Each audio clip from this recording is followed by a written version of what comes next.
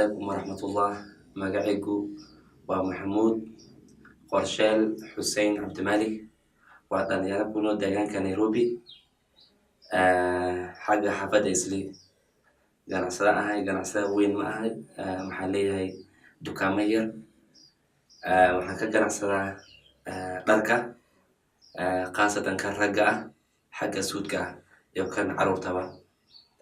بعشرة حل الإيران بالله marka waxaan kasoo qaataa xagga hooselka si jumla ah dhibaatooyin maxaa iska jiraan fara badan oo hadda i haysato xagga becsharada inaan horumar aan gaaro waxaa kamid ah hooselka markaa kasoo qaadanayso marmar maxaa dhaca karto waxaa dhacdaa inuu priceka uu kor u kacay xagga beeca uu kor jiro quality oo shay oo aan ficaynin oo quality ahayn in laga gado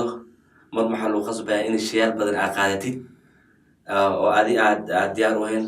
marna waxaa dhacdaa in alaabtaad markaas aad u baahneed ay taalin aan mar maxaa dhacdaa alaabta in lagu soo daahiyo sidii waqti aad rabtay waqti kadib in lagu keeno ku yarka walaalkay ayaa si fikrad u darsaday wuxuuna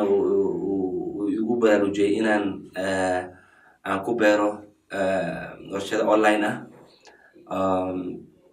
oo sidii becsharadii ay horumarto marka yarkaas walaalkay aan ku darsaday maskaxda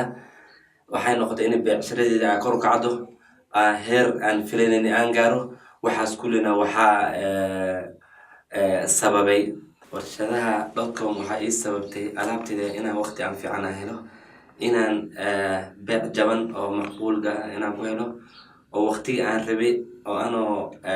aan dhib badan aan u marin inaan ku helo alaabtayda si macquul gal ah si aan isjiida aan jirin aan ku helo